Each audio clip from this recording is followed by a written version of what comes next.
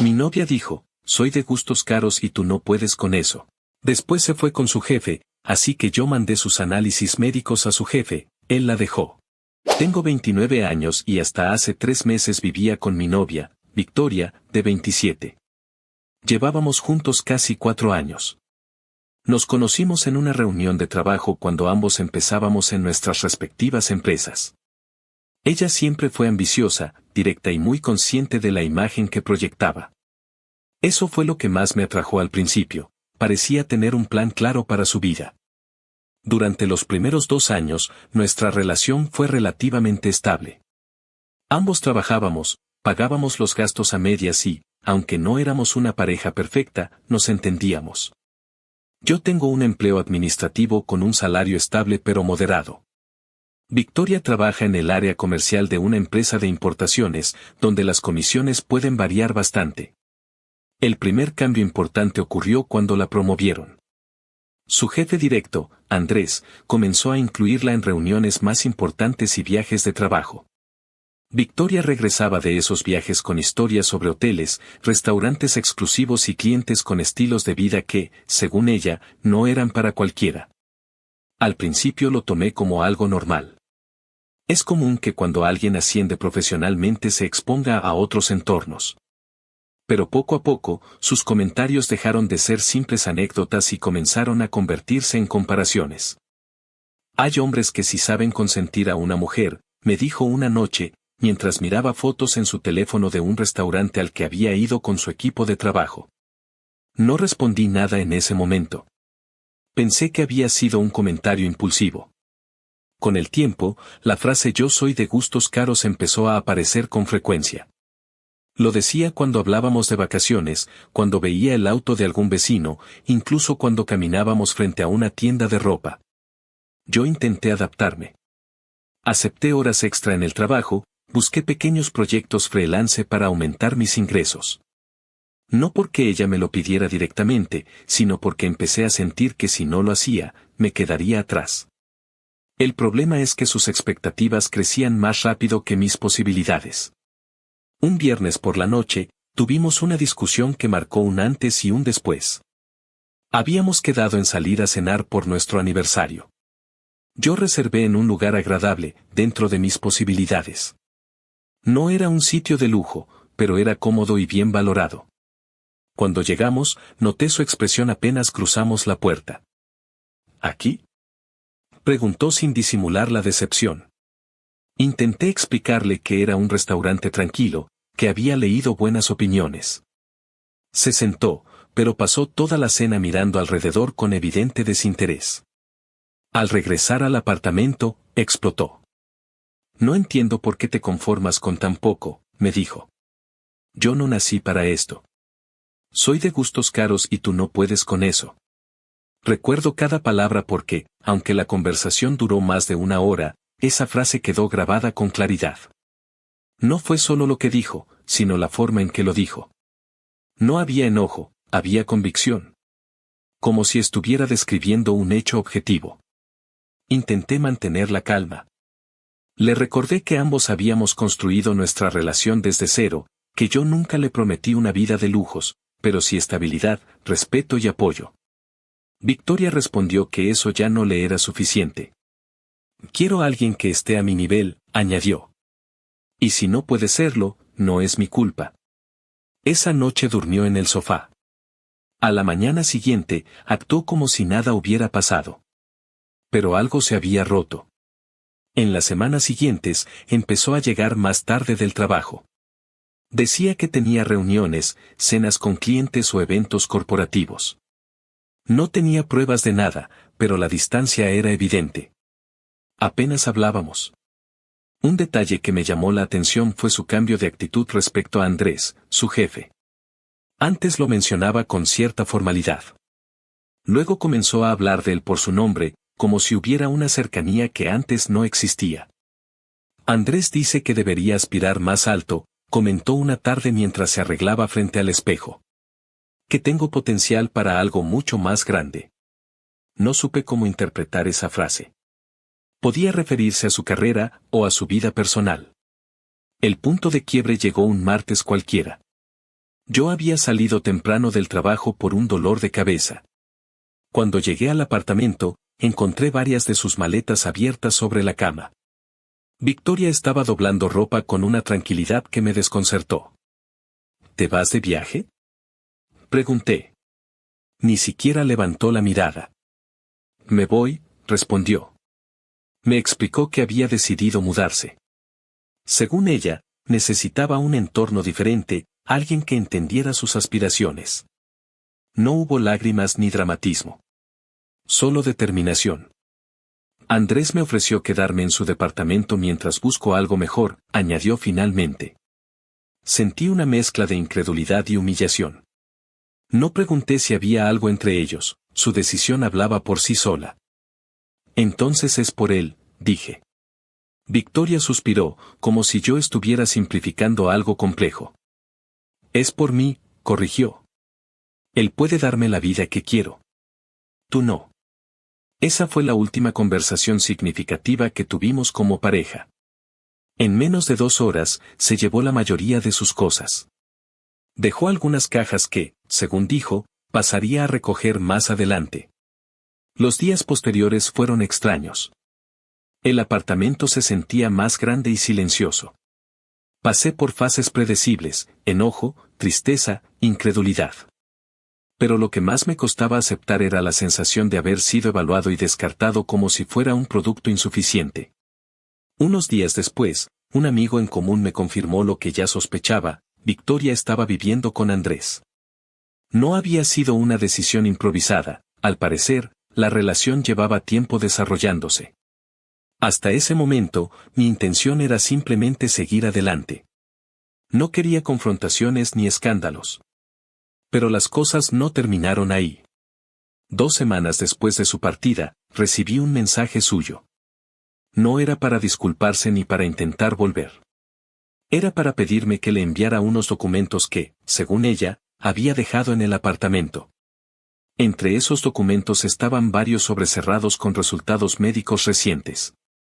Había ido a hacerse unos análisis semanas antes, algo rutinario según me comentó en su momento. Le respondí que podía pasar a recogerlos cuando quisiera. Victoria insistió en que estaba ocupada y que prefería que se los enviara por mensajería. No sé por qué, pero esa solicitud despertó una incomodidad difícil de explicar. Tal vez porque era la primera vez que me escribía desde que se fue, y lo hacía como si yo fuera un asistente encargado de resolver pendientes. Le dije que lo pensaría y que le confirmaría al día siguiente. Esa noche, revisé los sobres que había dejado. No los abrí, no tenía derecho. Pero sí noté que uno de ellos estaba parcialmente despegado, lo suficiente para ver que no se trataba solo de análisis generales. Ahí comenzó una cadena de pensamientos que cambiaría todo. Hasta ese momento, me había limitado a aceptar su decisión y asumir mi parte en la ruptura.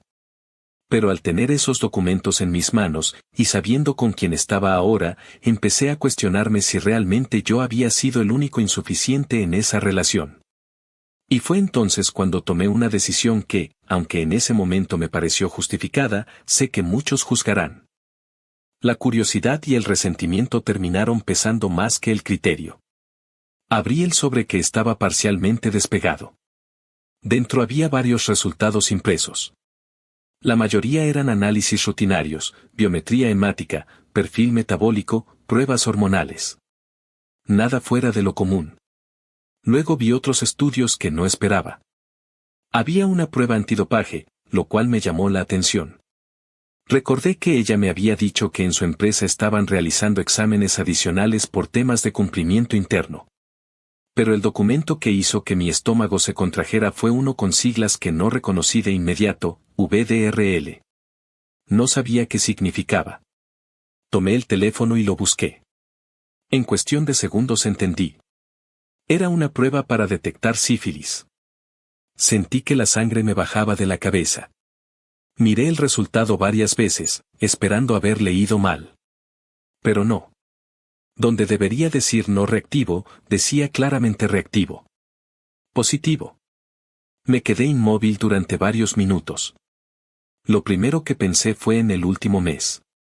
Victoria y yo habíamos tenido relaciones en ese periodo. No muchas veces, porque ya estábamos distantes, pero sí había ocurrido. El siguiente pensamiento fue inevitable: si ese resultado era reciente, significaba que la infección también lo era. Tomé fotos de todos los documentos, especialmente de la hoja del VDRL. No pensé demasiado, actué impulsivamente. Le envié las imágenes por mensaje. No pasaron ni 2 minutos cuando comenzó a llamarme. Contesté. ¿Por qué abriste eso?, dijo sin saludar. Su voz ya no era firme, sonaba alterada. ¿Qué es esto, Victoria?, pregunté, ignorando su reclamo. Hubo unos segundos de silencio. No lo sé, respondió finalmente. Yo, no sabía. Es positivo, dije, intentando mantener la calma, aunque mi voz temblaba. Hemos estado juntos este mes. La escuché respirar agitadamente. Debe ser un error. A veces esas pruebas salen mal. No significa nada hasta que lo confirmen. Pero su tono no transmitía convicción. Transmitía miedo. ¿Desde cuándo sabías que podían salir esos resultados?, pregunté. No lo sabía, repitió. Por favor, no hagas nada con eso. Iba a recogerlos mañana. Fue entonces cuando mencioné lo que más me estaba afectando. Te fuiste con tu jefe. ¿Él lo sabe? Su reacción fue inmediata. No le mandes nada. Te lo pido. ¿Por qué?, pregunté. Si no es nada, no hay problema. Hubo otro silencio más largo. Por favor, insistió.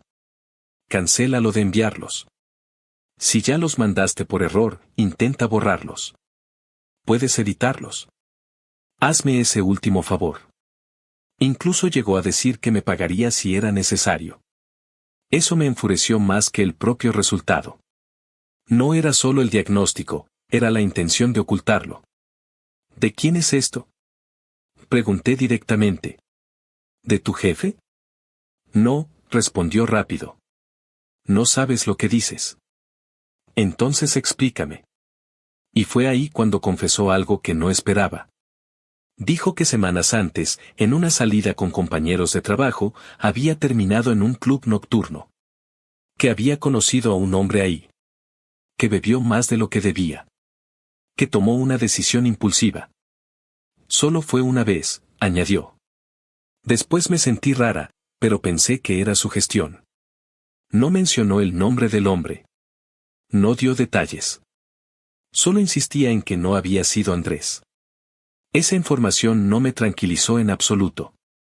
Al contrario. Confirmaba que durante nuestra relación había estado con alguien más, y ahora existía un diagnóstico que podía afectarme directamente. Entonces sí me fuiste infiel, dije. Ya estaba todo mal entre nosotros, respondió. No cambies el tema.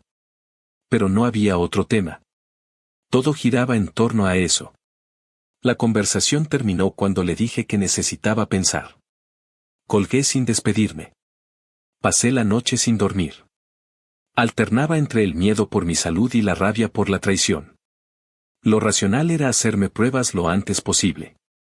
Lo emocional era querer que ella enfrentara las consecuencias de sus decisiones. A la mañana siguiente, revisé de nuevo las fotos que había tomado. Miré el número de Andrés en mi teléfono. Lo tenía guardado porque meses atrás Victoria me pidió mi celular para avisarle que llegaría tarde al trabajo. En ese momento no vi nada extraño, ahora todo parecía distinto. No planeé nada elaborado. No hubo una estrategia sofisticada. Solo una decisión tomada desde el enojo. Redacté un mensaje breve. Creo que deberías ver esto. Es importante para tu salud. Adjunté las imágenes completas de los resultados, incluido el VDRL positivo. Lo envié. Durante varios minutos no ocurrió nada. Luego apareció el doble visto. No hubo respuesta inmediata. En ese instante sentí una mezcla extraña de satisfacción y miedo. Sabía que estaba cruzando una línea. También sabía que, una vez enviado, no había vuelta atrás. Apagué el teléfono y me vestí para salir. Fui directamente a un laboratorio para hacerme pruebas. Pedí un panel completo de infecciones de transmisión sexual. No quise esperar cita, pagué lo necesario para que me atendieran ese mismo día. Mientras esperaba mi turno, mi mente no dejaba de repetir los últimos meses. Las discusiones, la frase soy de gustos caros y tú no puedes con eso, su mudanza, la confesión del club nocturno. Todo parecía encajar en una narrativa de desprecio y reemplazo. Pero lo que más me perturbaba era la posibilidad de haber sido expuesto sin saberlo. Me tomaron muestras y me dijeron que los resultados estarían en unos días. Salí del laboratorio con una sensación de vulnerabilidad que nunca había experimentado. Cuando encendí el teléfono, tenía varias llamadas perdidas. Una era de Victoria. Otra, de un número que no tenía registrado pero que intuía quién era. No devolví ninguna de inmediato. Minutos después llegó un mensaje de Andrés. Era corto. Necesito hablar contigo. Nada más. No sabía qué esperaba el decirme. Tal vez confirmación. Tal vez confrontación. Tal vez explicaciones. Victoria también había enviado varios mensajes. Algunos eran súplicas, otros amenazas veladas. Decía que lo que había hecho era una invasión grave, que podía traerme problemas, que esos documentos eran confidenciales. Tal vez tenía razón. Pero en ese momento mi prioridad no era evaluar consecuencias legales ni éticas. Era entender si mi salud estaba comprometida y asumir que la relación que había tenido durante 4 años había terminado no solo por diferencias económicas, sino por decisiones que podían tener efectos reales. No respondí a nadie ese día. Me limité a esperar. Y aunque creí que con enviar esos resultados al jefe de Victoria había cerrado el círculo, estaba equivocado. Las verdaderas consecuencias apenas comenzaban. Los días posteriores fueron una espera constante. No respondí a Victoria ni a Andrés. Mi prioridad era otra. 3 días después recibí un correo del laboratorio. Abrí el archivo con una mezcla de temor y resignación. Revisé cada línea con atención. VIH, negativo. Hepatitis B y C, negativas. Gonorrea y clamidia, negativas. VDRL, no reactivo. Negativo a todo. Sentí como la tensión acumulada en el pecho se liberaba de golpe. Me quedé sentado varios minutos sin moverme, procesando la información. Había pasado días imaginando escenarios que ahora quedaban descartados. La explicación más probable era evidente, siempre usé preservativo con Victoria. A ella nunca le gustaron los anticonceptivos hormonales, decía que le alteraban el estado de ánimo y prefería evitarlos. Por esa razón, desde el inicio de la relación acordamos usar protección. En ese momento, agradecí haber sido insistente con ese tema. No le escribí para informarle mis resultados. Tampoco sentí que le debiera esa tranquilidad. Pensé que con eso todo quedaría atrás. Me equivoqué. Una tarde, alrededor de las 6, alguien tocó la puerta del apartamento con insistencia. No esperaba a nadie. Cuando abrí, me encontré con una escena que no imaginé. Andrés estaba de pie frente a mí, sujetando a Victoria del brazo con fuerza. Ella tenía el rostro hinchado de tanto llorar. Él no parecía afectado, su expresión era fría, casi burlona. Te devuelvo a tu amorcito, dijo Andrés sin preámbulos. Me quedé inmóvil unos segundos, tratando de entender lo que estaba pasando. Victoria intentó soltarse, pero él la mantenía firme. ¿Qué ocurre?, pregunté finalmente. No pude evitar añadir con ironía. ¿No que se iban a ir felices para siempre? Andrés soltó una risa breve y amarga. Esta mujer me contagió, dijo con desprecio. Me da asco solo verla. Y tú seguramente estás igual de podrido que ella. Lo miré sin alterar demasiado el tono. Yo usaba preservativo, respondí. Mis resultados son negativos. Él frunció el ceño. Bien por ti, replicó. Entonces disfrútala. Yo ya no la quiero. La soltó con brusquedad, como si se tratara de un objeto incómodo. Victoria dio un paso hacia adelante, tambaleándose. Andrés comenzó a alejarse, pero se detuvo de pronto, regresó unos pasos y extendió la mano hacia ella. «Dame ese teléfono», exigió. Victoria lo miró confundida. «¿Qué?» «El celular que te regalé», aclaró. «No te lo mereces». Ella, entre sollozos, lo sacó del bolso y se lo entregó sin discutir. Andrés lo tomó, lo revisó por un instante y luego se marchó sin decir nada más. El silencio que quedó fue pesado. Victoria se quedó de pie frente a mí, con la mirada perdida. Luego levantó los ojos y dijo, casi en un susurro: «Por favor, ayúdame». Esa palabra me golpeó más de lo que esperaba. Durante 4 años la escuché usar ese tono para pedir cosas pequeñas, mover un mueble, acompañarla a una cita, resolver algún trámite. Ahora el contexto era completamente distinto. «No lo pienses», respondí con calma. «Adiós, Victoria». Cerré la puerta. Del otro lado se escucharon golpes suaves y su llanto durante varios minutos. No abrí. Me quedé apoyado en la puerta, respirando profundamente, intentando que la culpa no se mezclara con el alivio. Después de un tiempo, el llanto cesó. Escuché pasos alejándose por el pasillo. No volví a verla ese día. Esa fue la última vez que hablamos cara a cara. Con el paso de la semana supe, por conocidos en común, cómo se desarrollaron las cosas. Andrés no manejó la situación con discreción. Según me contaron, comentó el asunto con algunas personas de la empresa, aparentemente indignado por lo ocurrido. No sé si lo hizo por enojo, por orgullo herido o por simple crueldad. La información se difundió rápidamente. Victoria no solo perdió la relación con él, también comenzó a ser aislada en el entorno laboral. Al poco tiempo la despidieron. Oficialmente fue por incumplimiento de políticas internas, pero todos entendieron el contexto. No me alegró saberlo. Tampoco me sorprendió. Meses después supe que estaba recibiendo tratamiento. La sífilis tiene cura si se detecta a tiempo. Médicamente, el problema era solucionable. Socialmente, el daño ya estaba hecho. Algunos amigos me preguntaron si me sentía culpable por haber enviado esos resultados a Andrés. La respuesta no es sencilla. Si hubiera actuado con total frialdad, habría dejado que ella manejara la situación por su cuenta. Habría priorizado mi propia salud, hecho mis pruebas y terminado todo ahí. Pero en ese momento no actué desde la frialdad. Actué desde la rabia y el miedo. Cuando recuerdo su frase, «soy de gustos caros y tú no puedes con eso», entiendo que no hablaba solo de dinero.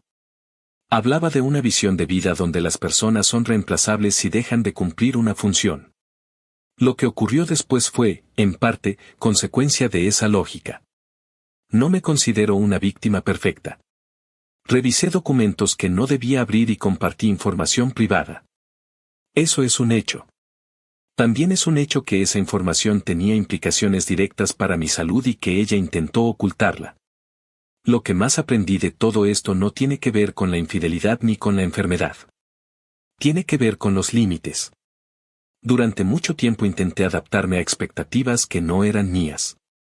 Trabajé más horas, asumí más responsabilidades y acepté comentarios que, vistos en retrospectiva, eran señales claras de desprecio.